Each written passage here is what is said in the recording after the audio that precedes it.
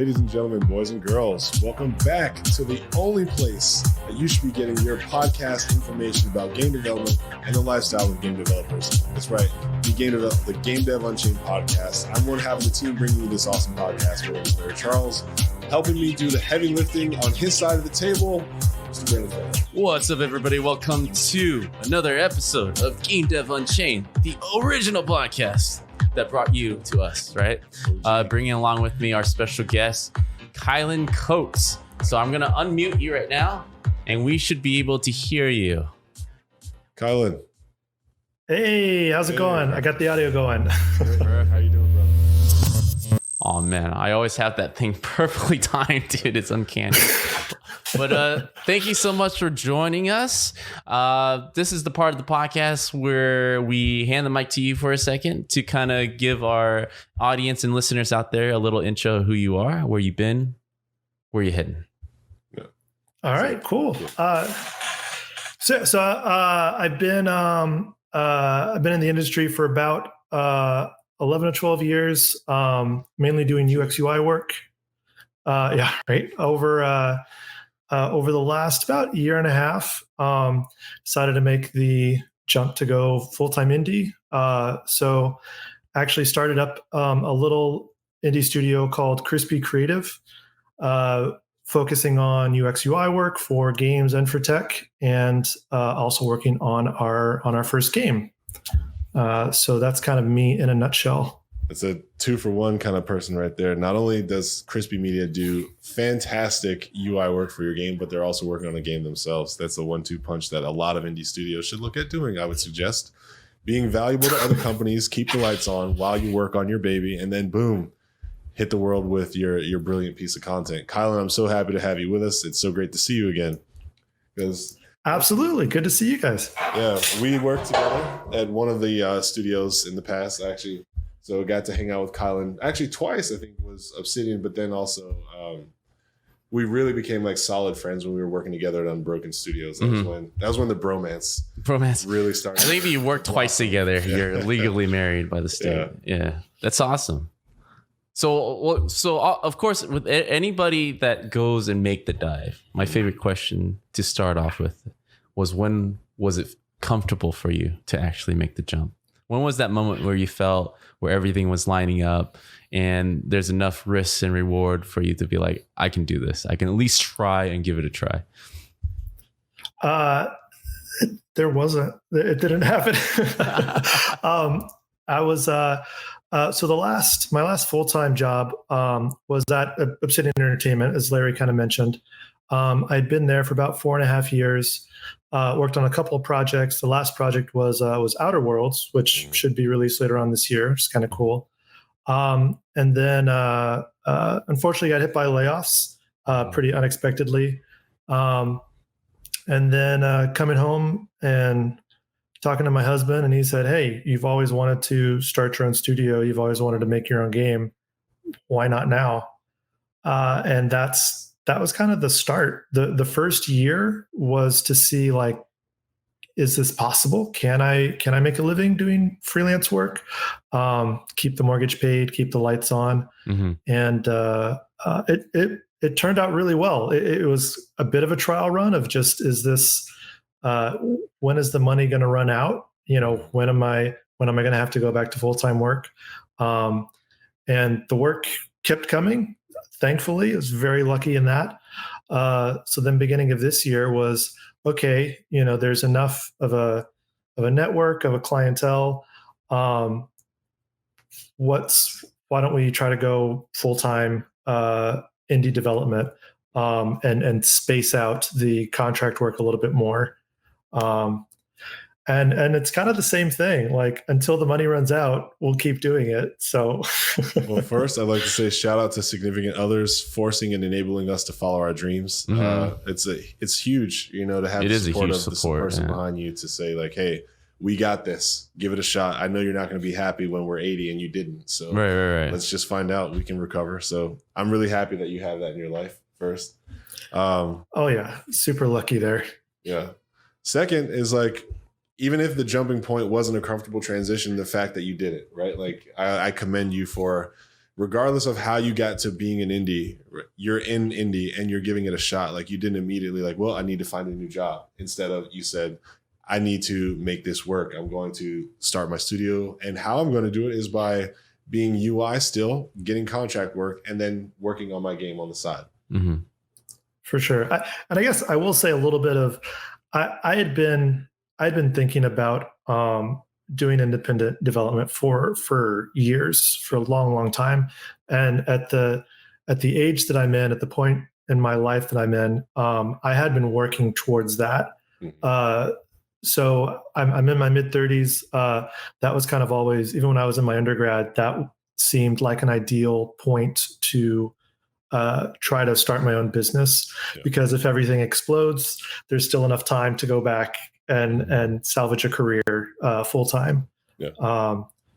So it's it was a complete leap of faith. I had been thinking about it for a while, but that final kick off the cliff was definitely more from the husband of like, just go do it, freaking go. And if you don't mind telling us right now, how far along are you on your own game, I guess, in your indie venture? So right now, we have a prototype. There's a gameplay loop, which is really exciting. Oh, nice. Looking at doing a crowdfunding campaign later on this year to show. Yeah. So that's all the work that goes into that. Yeah. Let's unpack all this. But yeah. So it started like January 1st was really when I had a concept in mind, and that's when I started doing paper prototypes, digital prototyping, seeing like, is there something here? I'd done market research over the last year for a couple other games. Those other games nothing panned out there. It just wasn't fun. But I had that market research. It seemed to point in a certain direction, in a certain genre. And that was where it's like, hey, taking that genre, is this fun? Is there something here that we could go forward with? And I keep saying I'm the one full-time developer. So it's not this huge studio. I'm the one full-time person, and I work with a variety of contractors literally around the world that I've either met personally or have been connected to through other people in my network. So it's not a huge endeavor. It's all self-funded. It's all scrappy, bootstrap, all that kind of stuff. But it's exciting. Yeah. Like, however we make the leap, it's the leap that is required, I think, for anybody that wants to do things full time. I also greatly advise anybody who goes into this business, the game development industry, to always have some type of at least interest in business, because it being so volatile, us constantly being moved around, and we're talking about you moving between, or at least going between Obsidian and then LA, right? Yeah. That commute alone would really bring someone down on a daily basis. Man. And it's like, people look at that, it's like, it's only an hour away. There's a lot of free time on that 405. That's what I mean. But it might as well just live in a different city at that point, because that hour and a half, if you're lucky, plus all the traffic time, can really, really tear you down, because eventually you either have the grit to kind of go through traffic, or eventually go through the train, which doubles your time even more. That's the reality of it. There's not a lot of game development within Orange County, but as we all know, Orange County is the best place to live in California. And that's, I actually live in Long Beach, which is like right in between the West Side, which is a lot of studios, Santa Monica, Sony's over there, EA, Naughty Dog, all those, right, all that. And then Irvine, which is the Orange County hub for, and that Obsidian. And that's actually why we bought the house where we got it, because I was like, okay, well, we live in an unstable industry. Yeah. If something goes wrong in one area, I still have some semblance of access to the other kind of hub in the area. Right. And also, sorry. Sorry. So there's a cluster of game developers in Long Beach just waiting for shit to hit the fan, basically, is what you're saying. There really is. Like, not even joking. The more that I hang out around here, the more I talk to people who they work at Blizzard or they work at Naughty Dog or they work at Sony Santa Monica, and they all live in Long Beach, not only for the affordability, but the location and the trains right with there. LA. Yeah.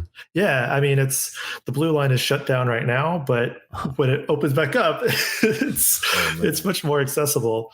No one ever rushes to the blue line. It's like it's like a have to type of measure. The blue line is just the roughest line out of all the metro trains from experience. For E3, it's great. Get to downtown LA, it's great. Yeah. But that's it. That's all that I use it for. Yeah. The rest of the time, you're just trying not to touch too many things. I have so many eyes down. I call them encounters on the blue line, where it just, you're minding your own business, doing your own thing, and then all of a sudden, randomly, like, oh, okay, you're just gonna, yeah, you sometimes do that get a on show. A train, huh? All right, cool, no problem. But yeah, I mean, that's the realities of Los Angeles. Yeah. Like, if you're trying to get around, especially, I don't know what it was like. Did you ever take the train? You take the train. It sounds like you taken the train to commute before. I mean, I've not to commute. It's just, it's never made sense time wise. Right. For me to drive down to Irvine, I mean, that's, like you said, it's about 45 minutes to an hour from Long Beach to Obsidian. My first development job was in Santa Monica, and I was actually living in Pasadena at the time. So that was an hour and a half one way. And that, but it was my first dev job, like, take what you can get, but that was brutal. That was really, really rough. And listen to a lot of audiobooks, a lot of podcasts. So yeah. That's where we thrive. Kylan, let me ask you a question on behalf of all the people who might soon be in a position like yours, or who want to be in a position like yours, which is, I am a talented and valued developer in the industry, but I want to do my own thing, right? I guess, was it always your plan from day one of you starting your studio to do like moonlighting and game development? Or did you start with just game development and then realize you needed to start moonlighting to make it work? I'd always wanted to start my own studio. I always wanted to run my own business. If for nothing else, and just as a life experience, to be your own boss. And there was a bit of, I've been critical of the bosses of my former employers, not just Obsidian, but other studios that I've been at. So starting my own studio was a bit of like, hey, put up or shut up. Like, if you think you can do better, do it yourself. Right. So that's always been a plan, a goal of mine. When I tried to do development while I was still working full time, it was just really hard. It was hard to get enough traction, to get enough momentum behind something. Yeah. And that added into, go in 8 hours a day, put in all the creative energy into that project, and then add on an extra 2 hours, 2.5 hours of driving time to that as well. Yeah. Getting home, I just didn't have a lot. There wasn't a lot left to do my own development. So full-time indie, that always was the goal. But even when I first started out, I was like, I don't know enough. I need to get some experience. I need to know more about everything. And that's why I stayed in full-time work for as long as I have, or as long as I did. So sorry, did I get off? So your question, it was mainly, it's not that you got off. I'll give you an opportunity to clarify the explicitness of what I was asking, which is just, all right, you've got your studio going now, right? Day one, Kylan is no longer employed in the game industry. You know that you want to make your own game, but you were also telling us that you took on work when you could to do UI design. Like that's part of your company, which is Crispy Media will do UI UX for your project while you specifically are working on developing your own game. So I guess just take me through that decision to like hybridize your company. For sure. So that was always kind of hedging your bets, getting diverse revenue streams in. to make sure that it's a sustainable business. I looked at other studios that would try to diversify their revenue streams. Us two Games that did Monument Valley, they were kind of the main inspiration behind it. So they're a creative agency first, doing websites, doing digital products, app design, all of that. And then they made Monument Valley as an exploration of like, hey, well, we haven't done a video game before. What is this like? Yeah. And it came out hugely successful. So, and now I think they just announced they're working on the third one. Yeah. So that was always in the back of my head, mainly because I'm a worrier. And I don't like putting all my eggs in one basket on anything. Thankfully, UX UI, it's a discipline that has transferable skills outside of games. So some of my clients have been, tech companies that have been redesigning UI for nutrition apps, or doing websites. So that is it's not always the most exciting work, but it's not terrible either. Like I'm not designing weapon systems for the military or something like that. Like it's it is bringing in funds. It's broadening my network of people that you can then draw from to work on your own project, your own game. And yeah, so that's always been the goal, is to try to diversify as much as possible for bringing in revenue, and that's for sustainability. Different disciplines, it gets a little bit harder. So like systems design, level design, that's a pretty niche discipline. But as tech grows and advances, there's possibility of doing stuff for Alexa, like the Alexa games, Amazon Alexa and Google Home. They're looking at developing games or game-like experiences where the skills from systems and level designs can actually transfer over into tech. I haven't heard so much about that space. Do you mind kind of explaining more about how the applications of games and Alexa, the sound device? Yeah. So like the first thing I could think of is like, this is low hanging fruit, but Alexa's perfect for like bringing back choose your own adventure, right? She'll read you a passage, ask you a question, you answer it, she voice recognizes, and then gives you the next piece. So like a dialogue tree. That was just what came to mind in us, like talking to him just right now. I see. It's something I think that could be easily. So it's less visual, but all audio, or is it still with the yes. Okay. No. It's all audio with a lot of the speech to text or speech recognition. That helps a lot of the interactivity. One of my good friends, he was actually working on a version of Jeopardy for audio devices. Any trivia, which is perfect. You're right. It totally works. Yep. Very smart. Oh yeah, so I can totally see that lane open up, like all those like party game. 4 people sitting around.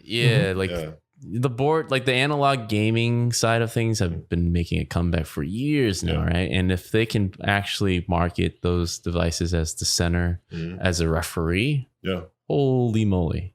Well, I love the idea of personal experiences coming back again, right? So like with an analog, like if we play Catan, we're playing Catan. Yeah. But if we have Alexa, it's like having a console that is dedicated, assuming this play all goes the music well. and the cue. Exactly. It's a console that's dedicated to providing me interpersonal experiences with people, like that analog style of game night. I see. But this week we're playing a whole different game, right? So instead of buying $20, $30, $50, $150 boxed games, like if this $3 does really skin, well, and there's like some cool games, you could be buying like little $2 apps, or even if it's just added in for free. I don't know what the revenue plan is, but let's just assume it's very like a small purchase.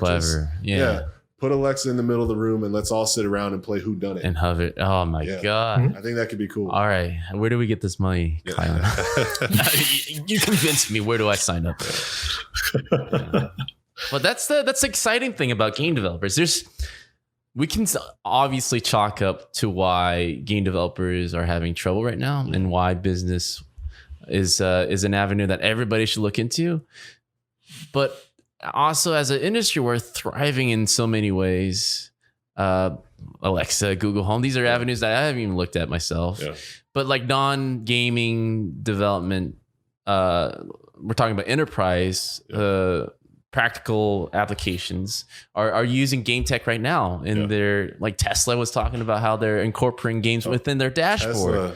Tesla put chess. Yeah, in Tesla. But they're starting to put like legitimate games within the car. That big ass screen. I mean, you may as well. Well, that's the plan, right? Because everything's automated now, right?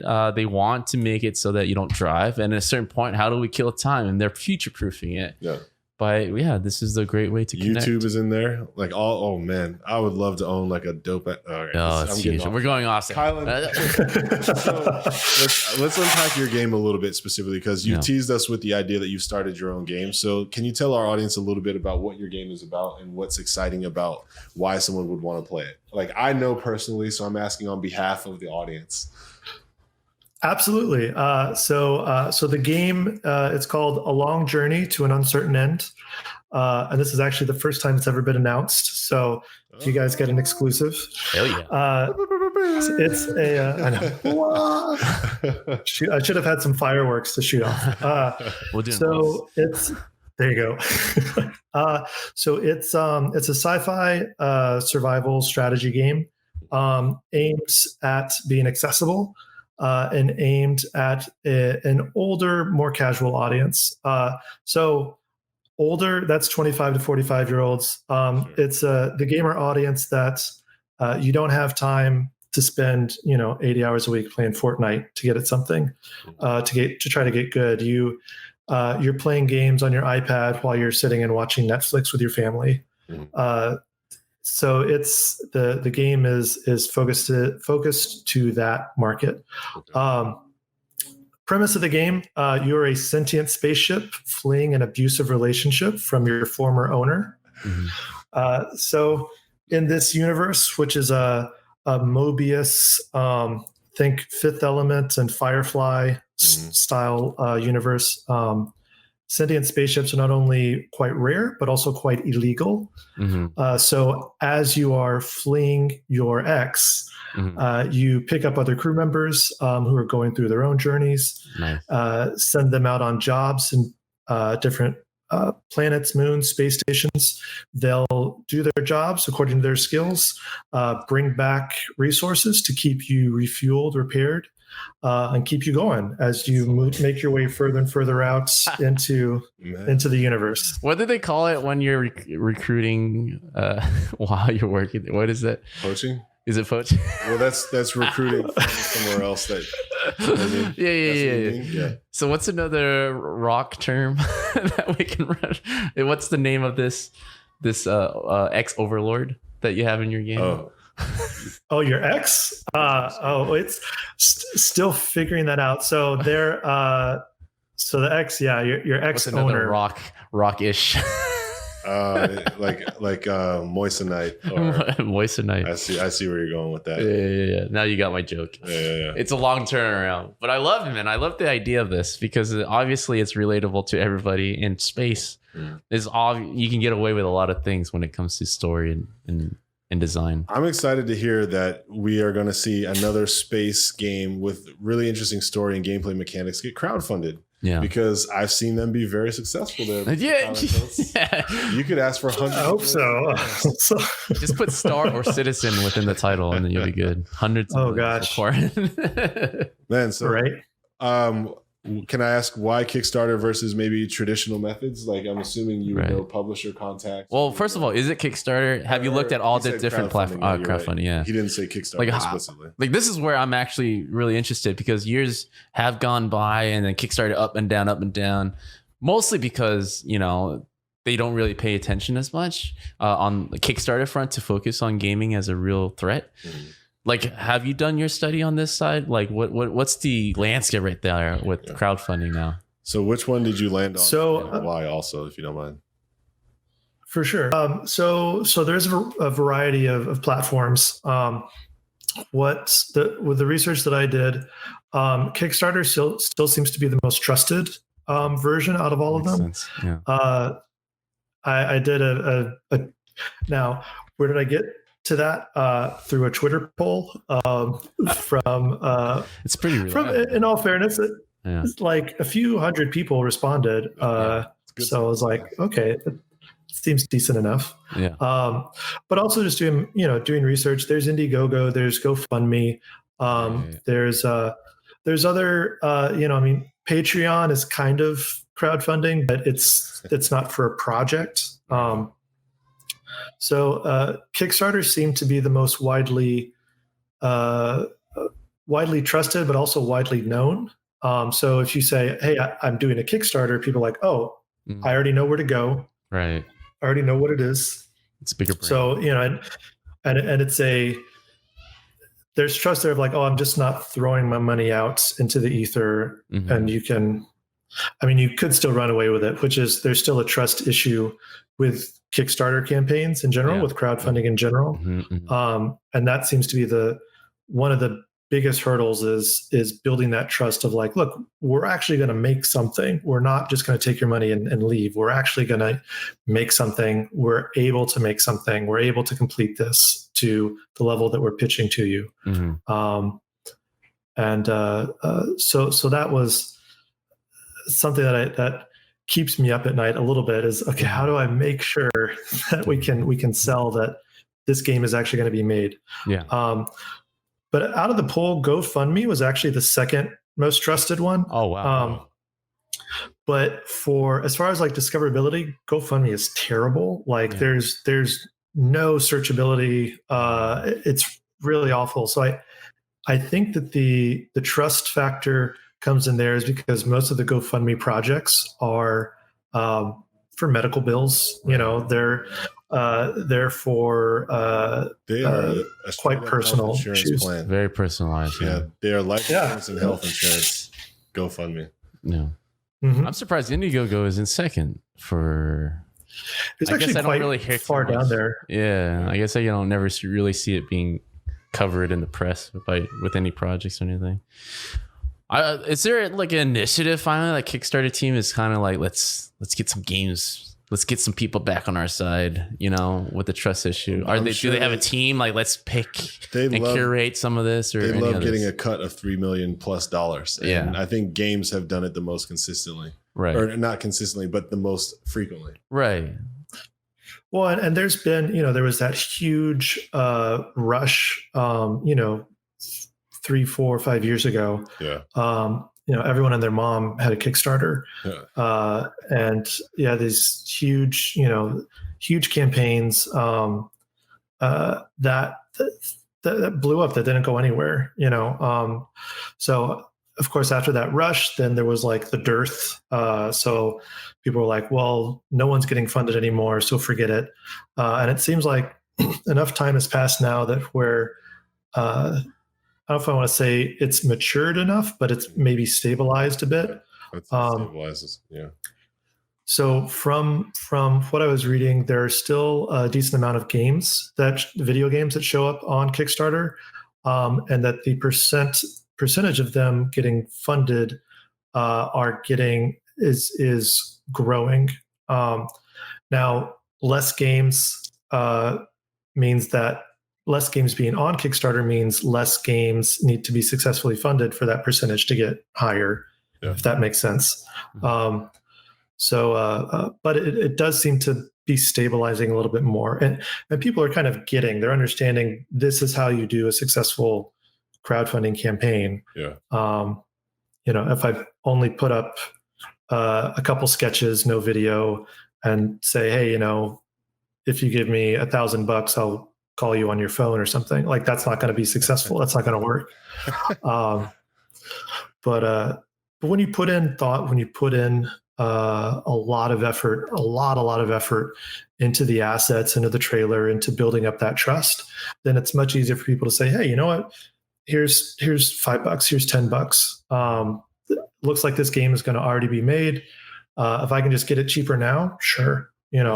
Why not? Here's $20 and I get a $30 game when it's released for $20 now. I feel like, and you get to see the development process.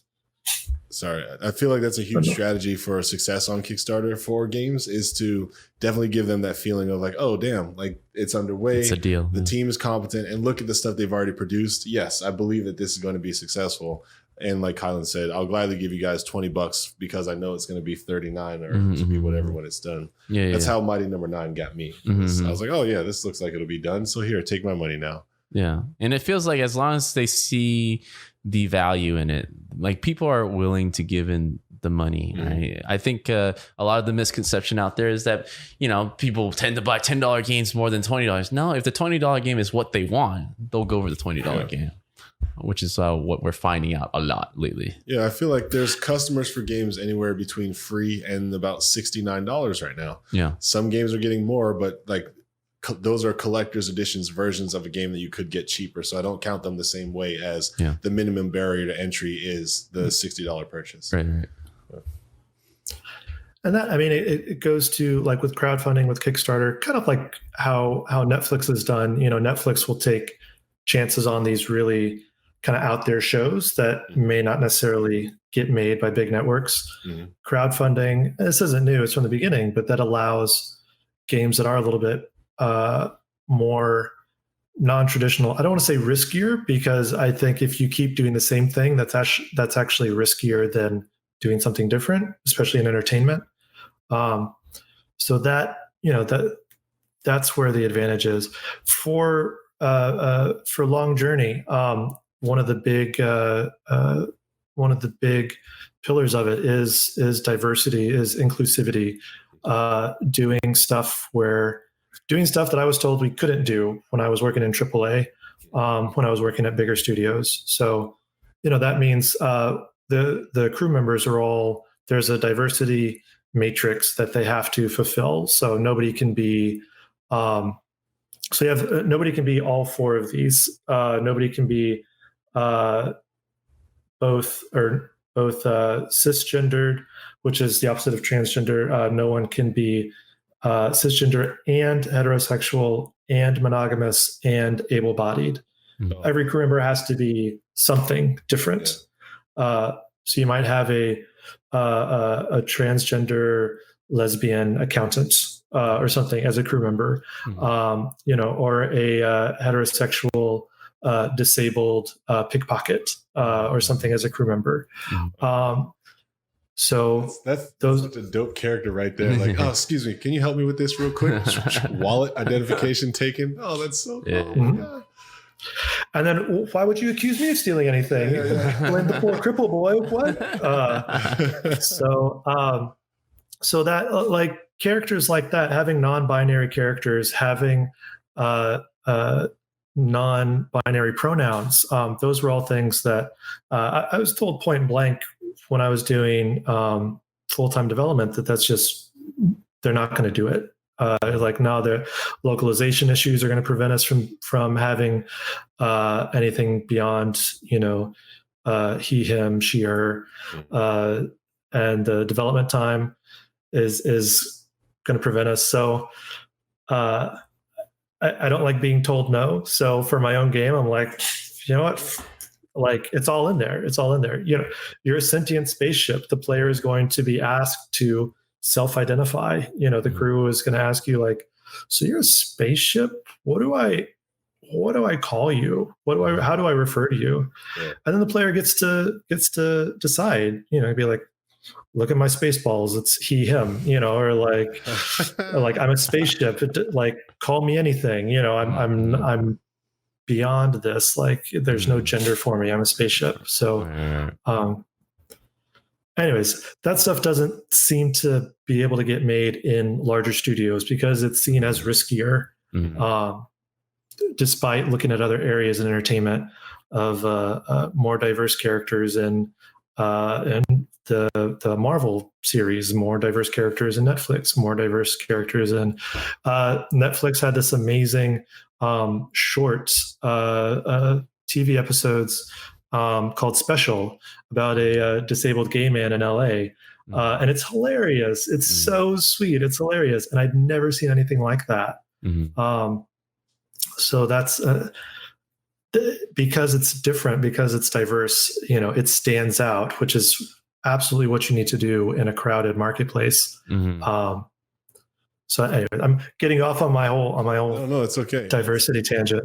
I do want to say though, what I love about you being able to represent or champion things that you were told no about the industry, one is you're helping course correct the people who believe those boundaries, right? Because one thing I do know about big money is big money only believes in the constraints that have been proven, right? So them saying no is because it hasn't been proven yet that you can do what you're proposing. So Kylan is now doing the proof of concept, and guess who's going to be the first person to rip him off 5 years down the line, which is like, oh, wow, remember that game, A Long Journey, that made all this money? Yeah. Here's our 4 unique traits that no characters can have. And we're going to now explore these boundaries because we've seen that, like, oh, all the time we thought this was a pile of dirt, it's actually a pile of gold. And everyone ignored it. So now we'll swoop in. Like, I would say there would be no Black Panther had there not been a Red Tails. But Red Tails had to take a hit, go first, and like prove and Red Tails was a great movie, did phenomenal. It didn't do Black Panther, but you know what I mean. Like it's you didn't see studios that wanted to touch the concept of an all Black predominant lead cast telling a Black centric story, right? And that obviously a little partial to me being African American, but now to point the spotlight back at Kylan's like, no, I believe in this idea. I think that there should be more of this because you're limiting yourself to only glorifying certain types of individuals and you're leaving everyone else out. So I'm going to champion this. I'm going to do this because I asked everyone in the room, should I do it? And no one said no because I'm the only guy here. So it wins. It's still democracy.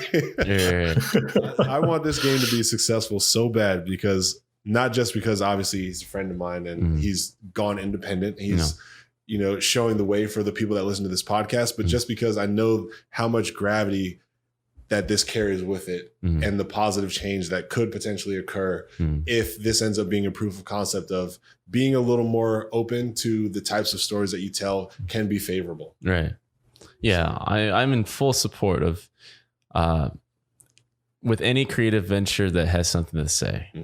I think it's everybody's pet peeve to kind of see the things being recycled over and over again just to make a buck. Right? As artists, I feel like that's our first rule of not doing things. If you're going to do things at all.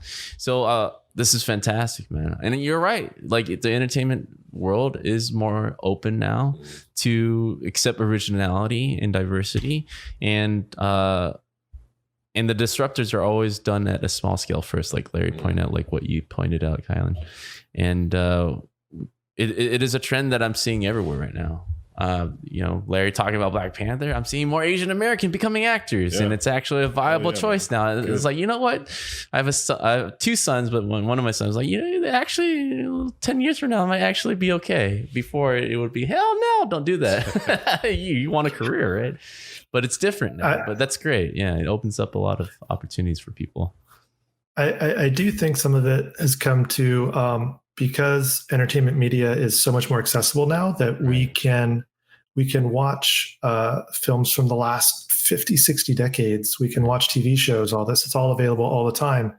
All of that for the vast majority of Western media has been focused on certain stereotypes, certain archetypes of people. Before whatever came out, you watched, so you weren't able to be inundated by all of this sameness. Now, because we have access to all this stuff, we see how what's the word? Not profitable. How the same everything is. Games haven't been around for a super long time, like film, but games I think can still feel that same experience with Steam, with a lot of older games getting remastered and reshared again. We see the same protagonist, the same brown-haired, brown-eyed, cisgender straight male protagonist, or the story of the all-white colonizers or something like that. So because that's all accessible to us now, when something isn't that, it stands out and it's much more engaging and much more entertaining because the human experience is so diverse. There's this massive world out there and massive amount of people's stories out there that have yet to penetrate the Western market, to the US market. I mean, people in India are telling their stories to themselves, to each other anyways. Yeah. And through Bollywood, like there are stories in China, stories in the Philippines, stories in Africa, like that just never make it over into the West, over into the European, American markets. We just tell them, like, and it stands out and it's new and it's fresh and it's exciting and it's invigorating to see that. So to me, I'm like, it's safer to be diverse. It's safer to be inclusive, because you're going to tell something that low hanging fruit. You're going to tell something that hasn't been done before. Make the Black Panther, make the Crazy Rich Asians, make the all these other diverse. Transamerica came out. I don't know how many years ago, which is an amazing movie. The opportunities are there. It's low hanging fruit. It just takes a little bit of gumption to we'll just do it. Like really, we're not curing cancer. We're not solving world hunger. We're making entertainment. We're making games. So let's tell cool, interesting stories with that. Well, it's the time to do it because what I'm seeing is even if we're talking about within Hollywood or people with there's a shift in positions of power now, like more diverse people are going into these positions to actually make the call to finance projects that wouldn't have been financed before. Yeah. And I think a lot of that is helping kind of diversify everybody's opportunity to actually succeed in any industry now. So this is the perfect time to explore and be open and be accepted with whatever story you want to tell, as long as it's a good story. I mean, that's the foundation. As long as it's a good story, any story can be told, and should be that way. Absolutely. I think what's interesting about being a game developer is I'm finding myself more and more needing to kind of expect the unexpected, right? Like when you go indie, you're responsible for everything. You're wearing all the hats, especially you specifically right now. Like you do all the hats. You're working with people that you have obviously contracted, but the initial concept, your idea, right? Art direction, your idea. Yeah. All the things that other people are filling in for stemmed from you, right? And so I guess, how do you deal with just random things going wrong or random things requiring your attention, or just because nothing is set in stone. You don't have that process like we had when we had a job where we were just the UI person who is responsible for UI, who maybe I give feedback or talk to other departments, but I pretty much know my pipeline is going to be repetitively making sure that the UI is good, designed, everyone voted for it, it's in, okay, give me the next piece. You know what I mean? I guess, can you tell me about how you feel like the experience switch has been for you in going from, I don't want to say cog in the machine, but going from specific expert to now being the overall product expert, needing to know everything about everything?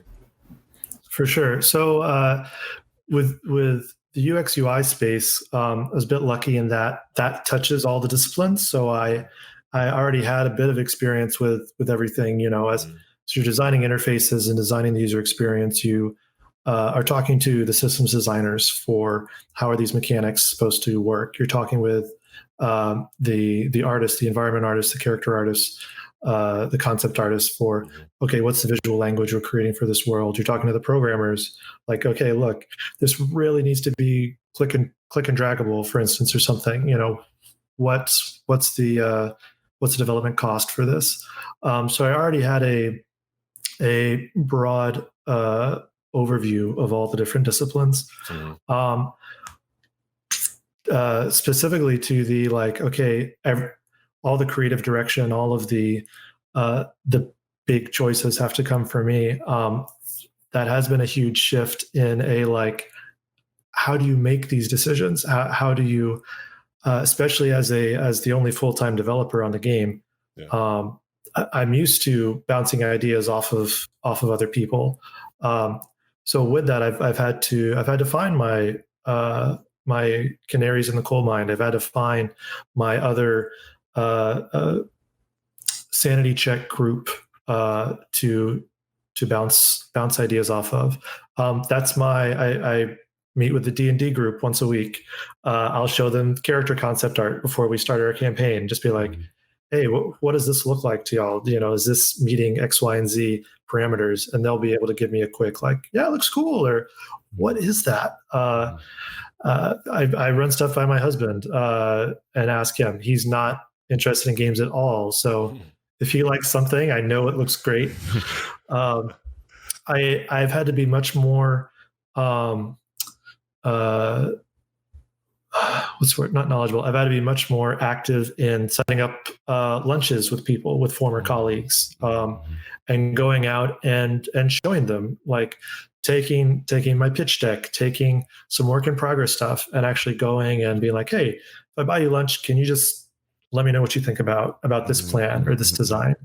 And that's how I've been able to get the feedback. With the unexpected things that come up, whiskey. I mean, there's there are late nights where you'll look at stuff and you've been looking at everything, like 2 inches from your face, whether it's design docs or code or concept art or something like that. And I found sometimes it's like, look, let me just have a drink, calm down, and helps you take a step back. And then you look at it and you're like, okay, does this really matter? Like, is it, if it's blue or blue-green, like, is that really going to kill the whole game? Probably not. Like, okay, well, we're going to go with this. If for nothing else, then a decision just needs to be made. So I just personal health, mental health, making sure I go to the gym, that reduces my stress level, which means I have more mental energy in order to make the decisions, and just valuing the ability to just make a decision. Sometimes, like, there's not necessarily a good or a bad. It's just a decision needs to be made one way or the other. Okay. And the effect of that decision needs to be kept for the remainder of the development. So it sounds like you've had a lot of practice with decision making and you have your methods. So I have a challenge for you. Let's put that to the test. You're going to really quick. It's called the Fast Five. It's where I ask you 5 rapid fire questions and I need 5 rapid fire answers. We do it with all the people we bring on the podcast. Are you ready, sir? As I ever will be. So let's go. All right. Question number 1. Who was the best movie Batman? Oh man. Shoot. I'm so bad with names. Which era? What do you look like? This is going to sound terrible. At first, I was like the nipple Batman, like the Batman with George the nipples in the suit. Clooney. George Clooney. Bat nipples. George Clooney. Like, and I don't want to say best. I want to say like most, in my mind, that like kind of cheesy, iconic, like yeah. Yeah, like that's maybe it's because I grew up with it, but yeah, there you go. Okay, cool. Question number 2: does pineapple go on pizza? If it has to, if you don't have anything else, I'd rather not. Question number 3: if you could only play one game for the rest of your life, if you had to pick one, which game would it be? Dwarf Fortress. Oh, that's a good one.